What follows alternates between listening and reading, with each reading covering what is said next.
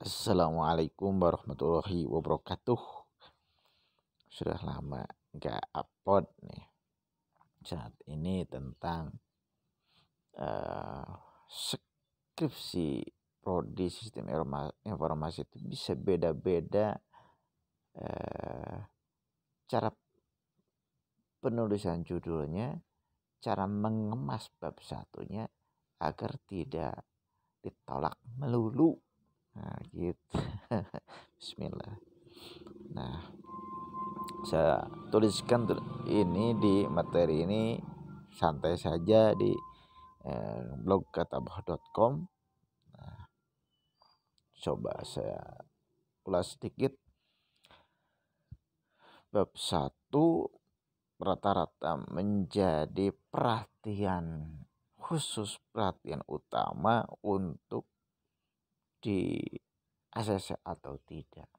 Tapi sebagian perguruan tinggi yang saya tahu biasanya bab 1, bab 2, bab 3 dijadikan sebuah proposal yang menjadi pijakan sebuah judul itu ditolak atau tidak.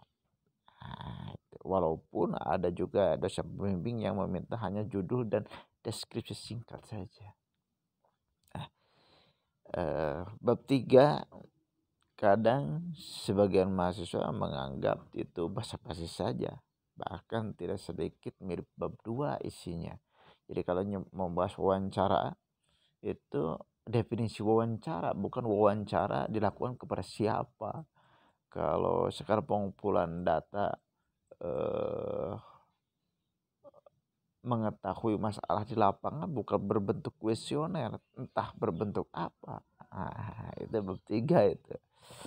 Selanjutnya bab 4. Bab 4 itu walaupun tidak semua perguruan tinggi sama, biasanya isinya tentang pembahasan ya, isi utama dari yang sudah kita rumuskan di bab 1 di rumusan masalah itu dibahas di bab 4. Nah, ada di bab 4 itu biasanya ada gambar sistem berjalan. Ada juga gambar sistem baru atau yang diusulkan. Ada juga interface. Nah,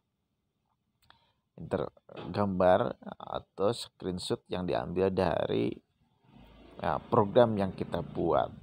Nah, ini standar saja ini. Nah, kalau susunannya seperti ini berarti skripsi kita itu ya standar lah. Ya tidak masalah kalau dosen kita memang meng-ACC. Tapi bermasalah ketika dosen kita ingin sesuatu hal yang baru. Sesuatu hal yang baru itu kan bisa jadi aplikasi yang kita buat itu harus harus keren. Atau belum ada sebelumnya, maksudnya di kampus itu dianggap bagus untuk sebagian dosen pembimbing. Nah, kalau kita sistem penulisannya hanya seperti ini di bab 4, menurut saya itulah salah satu penyebab judul kita ditolak. Nah, membahas di bab 4 padahal tadi untuk solusi judul yang ditolak karena tidak sedikit mahasiswa itu membuat bab 1 itu belum tergambar seperti apa nanti bab 4-nya. Itulah salah satu titik gagal, celah gagal dalam pengajuan judul. Kalau saya sendiri biasanya membuat bab 1 itu harus tergambar dulu nanti bab 4-nya. Bahkan kalau coret-coret, buat coretan-coretan, biasanya walaupun kita mengajukan bab 1 sampai bab 3, saya biasanya bab 4 sudah ada coretan-coretannya. Jadi sudah ada gambaran seperti apa program yang akan kita buat. Nah, ketika bab 1 ditolak, saya bisa menjelaskan atau bisa dikatakan kita curhat saja ke pembimbing bahwa kita ingin seperti ini nih nanti hasilnya. Jadi nanti pembimbing itu, oh iya mahasiswa ini sudah tahu gambaran langkah apa atau produk akhir apa yang akan dibuatnya. nanti pembimbing akan mengarahkannya. Bahkan saya menduga kuat bahwa ketika kita sudah ada gambaran lebih banyak dibanding hanya mengetahui bab 1, rumusan masalah yang gak jelas, terus bab 3 gak jelas juga, bab 4 belum dipikirkan apa isinya. Itu ya pembimbing ketika melihat judulnya biasa saja, yang apa alasannya untuk meng-ACC-nya, untuk menerimanya, untuk menyetujuinya, begitu. Nah, kalau dicoba ya dengan sistem atau gaya penulisan yang sedikit berbeda, mungkin saja salah satu usaha yang akan membuat pembimbing kita berkenan meng-ACC-nya. Nah, begini. Nah, bab 4 itu tidak selalu seperti tadi. Sudah membuat gambar sistem berjalan, langsung buatkan use case diagram, activity diagram, sequence diagram untuk menggambarkan sistem yang diusulkan. Terus interface tidak selalu begitu. Kita bisa juga di skripsi itu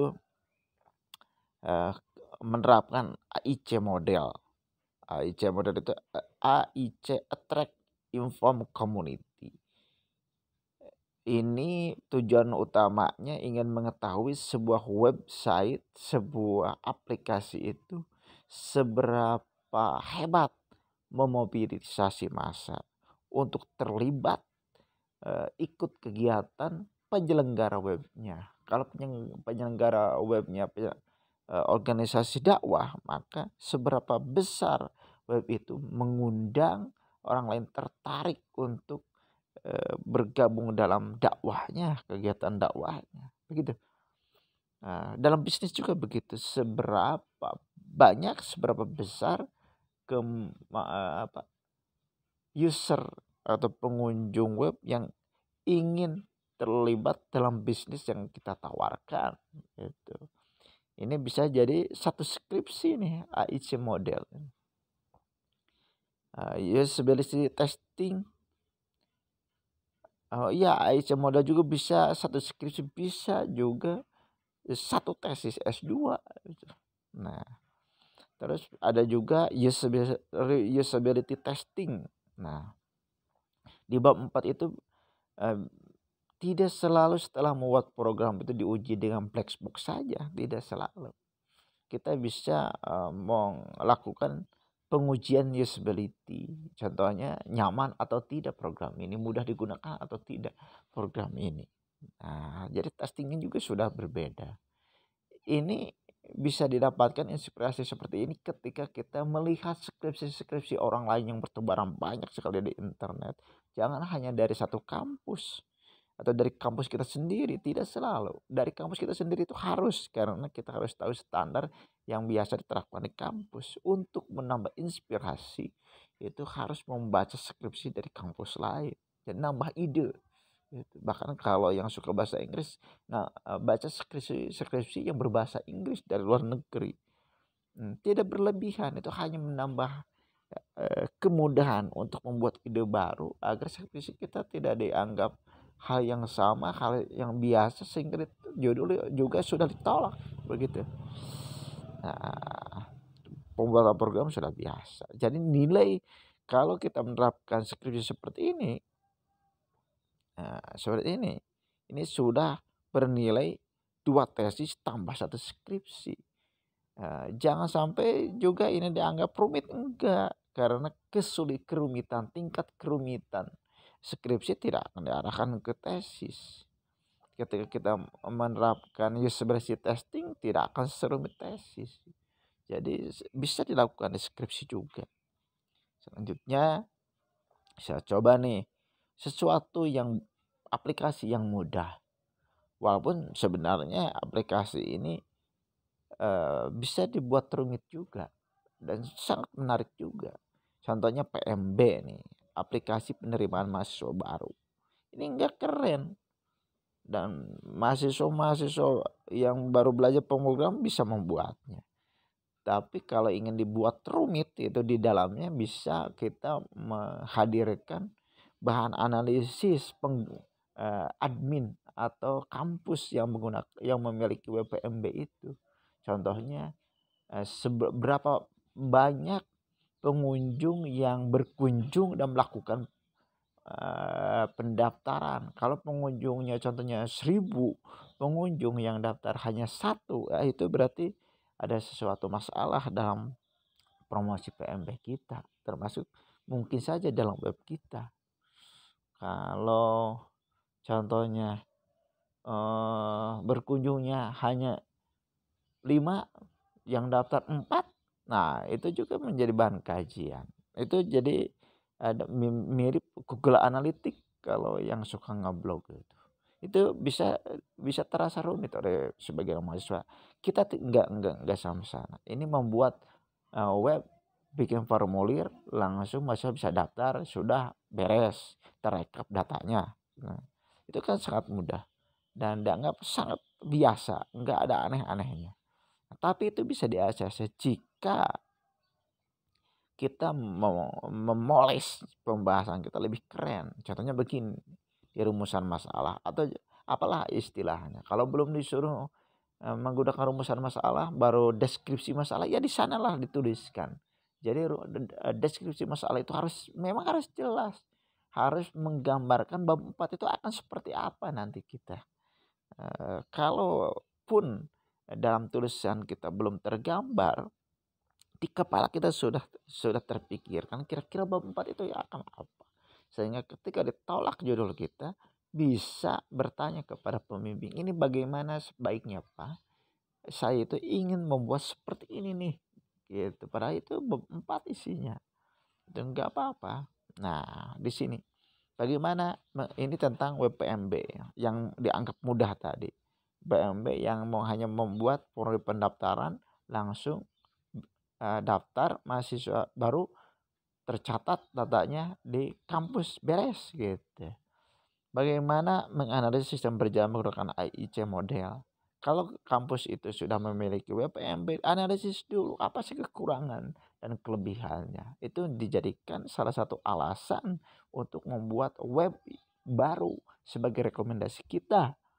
Selanjutnya, bagaimana merancang WPMB yang mobile friendly. Ini mah teman-teman memang sudah biasa dengan kata-kata ini mungkin.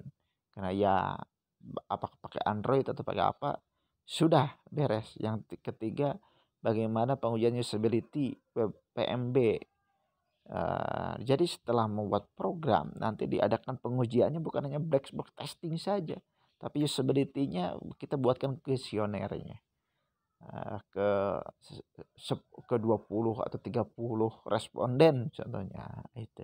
Tetapi ini juga bisa disesuaikan ketika kita sudah banyak melibatkan responden di rumusan masalah poin A. Poin C-nya jangan terlalu rumit atau bahkan bisa dihilangkan. Poin A dan B saja, C-nya tidak, agar tidak terlalu rumit dalam skripsi itu. Atau poin B dan C saja, poin A tidak. Itu sudah menunjukkan kebaruan skripsi kita ya, bisa jadi berbeda dengan yang lain. Nah, ide-ide seperti ini biasa saya dapatkan dengan membahas skripsi yang beda-beda. Orang lain contohnya skripsinya hanya membahas poin B saja.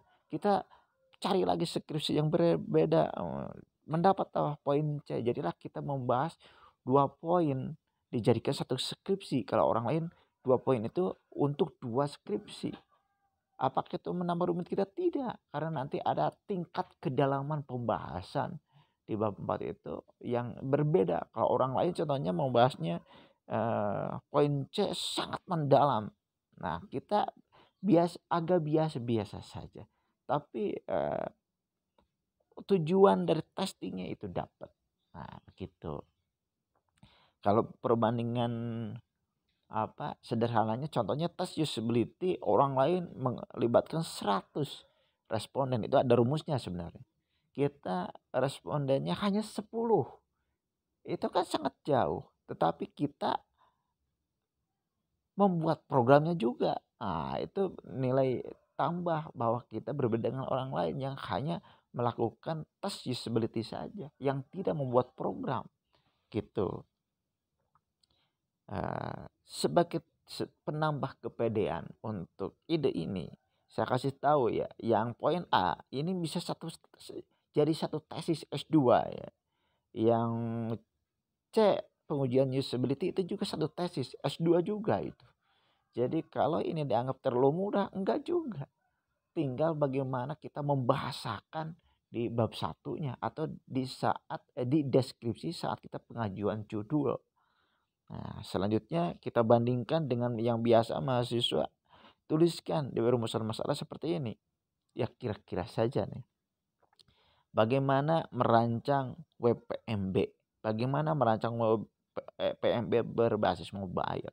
Kalau rumusan masalah seperti ini, kalau pembimbingnya memang ingin ada idealisme, ingin berbeda dengan mahasiswa yang lain, ingin beda dengan kakak kelas atau skripsi-skripsi yang sudah dibuat kakak kelas, itu ini bisa ditolak ini. Karena memang apa menariknya, dan ini bisa jadi sudah dibuat berkali-kali oleh kakak kelas gitu. Tapi kalau ini rumusan masalah yang dua ini dibuat seperti yang di atas, boleh jadi pembimbing lebih tertarik untuk mengakses walaupun aplikasinya sederhana. Nah, begitu.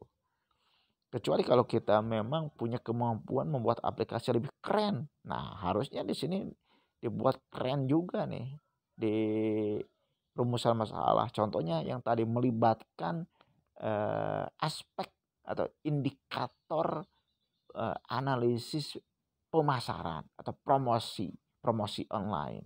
Jadi dari web PMB itu bukan hanya web itu dibuatkan langsung digunakan jadi, tapi harus ada bahan analisis. Apakah contohnya pendaftar itu berasal dari medsos apa, atau dari teman, atau dari sekolah yang kerjasama dengan kita, atau dari mana? Nah, itu harusnya terkumpul di web PMB itu. Nah, begitu. Jadi kalau kita mengajukan dengan rumusan masalah seperti ini ditolak, itu jangan sampai kita terlalu mengubah judul kita terlalu jauh. Ya dari WPMB kita ubah jadi e-commerce, dari e-commerce jadi artificial intelligence. Padahal kita tidak menguasai. Jadi fokus di aplikasi-aplikasi yang mungkin kita lebih menguasai, tapi pembahasannya ditambah seperti ini. Nah, seperti ini.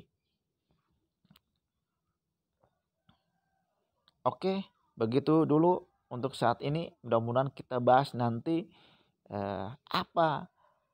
atau bagaimana memahami latar belakang masalah dan rumusan masalah. Karena banyak sekali pembimbing yang menolak gara-gara latar belakang masalahnya dianggap tidak jelas, kata pembimbing gitu. Oke, sekian, semoga sukses skripsinya, segera di ACC. Poin terpenting ketika Anda membuat pengajuan judul itu harus tergambar bab 4 itu seperti apa. Jangan hanya membuat deskripsi masalah atau bab 1 atau bab 4-nya nanti saja dipikirkan. Ya untung-untung kalau dosen pembimbingnya yang mudah meng-ACC. Kalau yang sulit meng-ACC itu enggak di-ACC. Jadi saat tulis bab 1 atau rumusan masalah itu harus tergambar nanti bab 4 itu seperti apa. Nah, oke. Terima kasih.